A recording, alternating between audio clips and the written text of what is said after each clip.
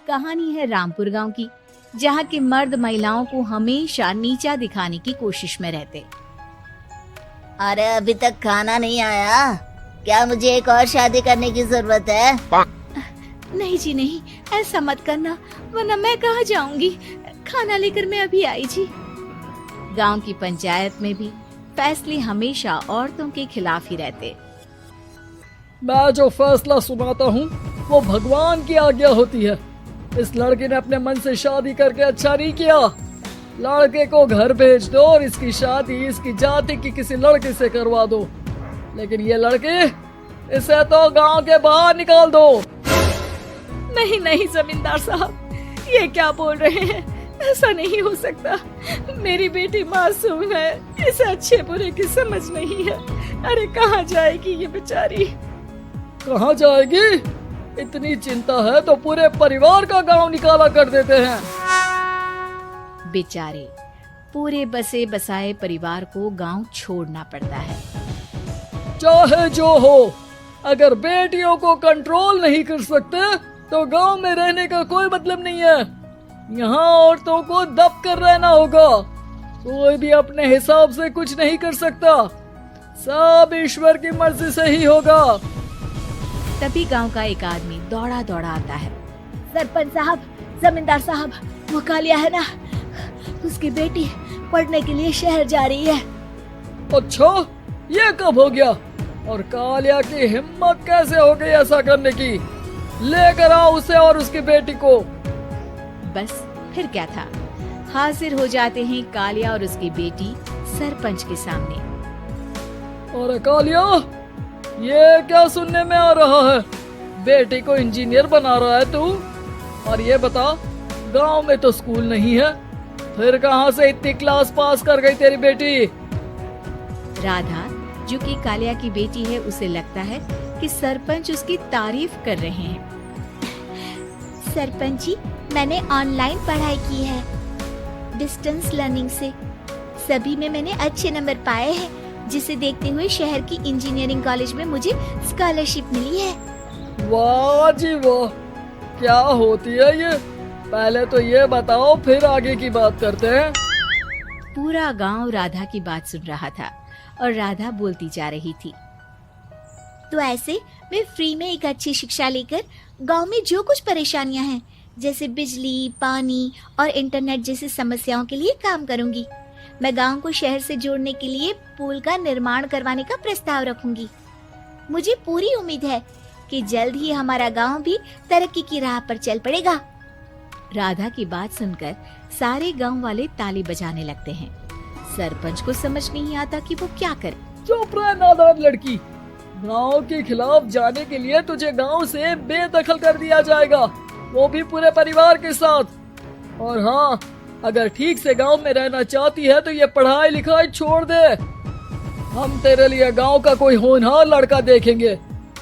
तभी गांव का एक आदमी बोल पड़ता है। अरे नहीं नहीं सरपंच जी, राधा बिटिया जो बता रही है, अगर वैसा हो जाए तो हम लोगों को पैसा कमाने के लिए बाहर नहीं जाना पड़ेगा। हाँ जी, और ना ही कोसों दूर पानी के लिए भटकना पड़ेगा। हमारे बच्चे भी अच्छी पढ़ाई कर सकेंगे और आगे बढ़ेंगे, ना कि हमारी तरह खेती करते बैठेंगे। क्यों गांव वालों, राधा बिटिया का साथ देना चाहिए ना। सरपंच देखता है कि गांव राधा के साथ है तो वो चुप हो जाता है। वो घर आकर अपने सलाहकार से बात करता है, जो बहुत ही चालाक किस्म का इंसान होता है। अरे सरपंच साहब, आपको बहुत ही होशियारी से काम लेना पड़ेगा। एक बार गांव तरक्की कर गया, यहाँ के बालक पढ़ लिए तो कोई ना पूछेगा आपको। और फिर ये जो बेटा और बेटी है ना आपके, इनको भी आम लोगों की तरह ही जीवन जीना होगा। हाँ, लेकिन करे तो क्या करे? वो ना आप मुझ पर छोड़ दीजिए, बस मैं जैसा बोलूं करते जाइए।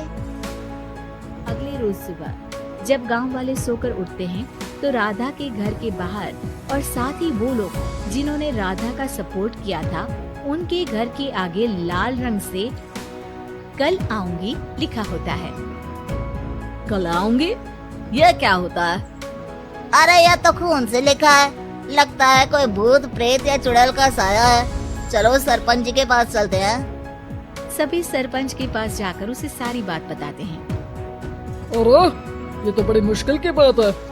चलो मैं एक बाबा को जानता हूँ, उन्हें बुला लेता हूँ। सरपंच बाबा को लेकर गांव के घर के बाहर जाता है। ओहो, तो ये वो चुड़ैल है जो उन लोगों को निशाना बनाते हैं जो गांव को बदलने का सपना देखते हैं। वो गांव को ऐसे ही संपन्न देखना चाहती है। वो नहीं चाहती कि कोई बाहरी यहाँ का कायाकल्प करे। क्या तुम लोगों में से किसी ने गांव को बदलने की सोच रखी है? तभी राधा की माँ रोते रोते आती है। मेरी राधा घर से गायब हो गई है। अरे कोई तो बचाओ, मेरी बच्ची कहाँ गई?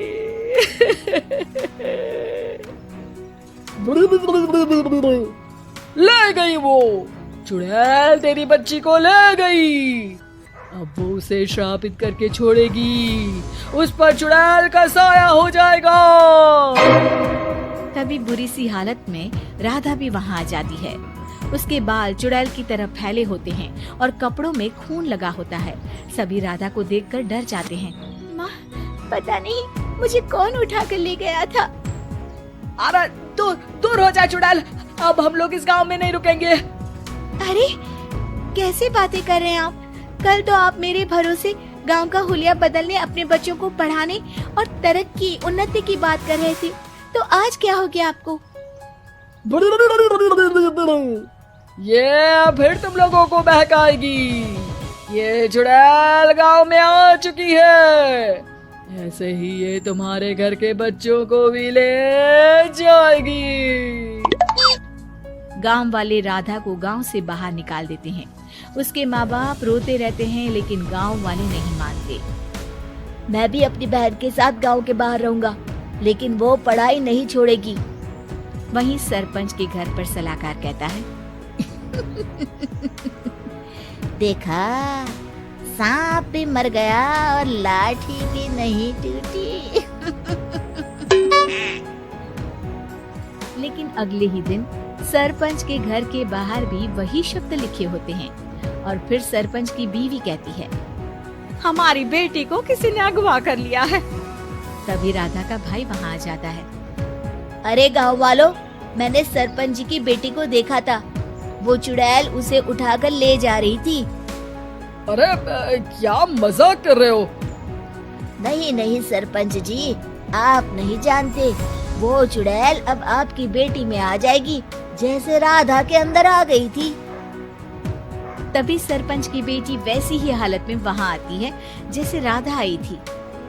पापा, पता नहीं कैसे मैं गायब हो गई थी। चुड़ैल, इसके अंदर भी चुड़ैल का साया है, मारो इसे।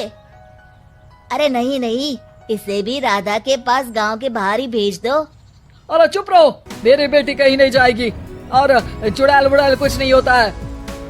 अरे कैसे बात कर रहे हो सरपंच जी? आप तो बोल रहे थे कि आपका फैसला भगवान का ज्ञान होता है, तो अपने पर बात आई तो अब आप ऐसे बोल रहे हैं। अरे ना ना ना, आपको अपनी बेटी को त्यागना ही होगा। अरे बुलाओ बाबा को।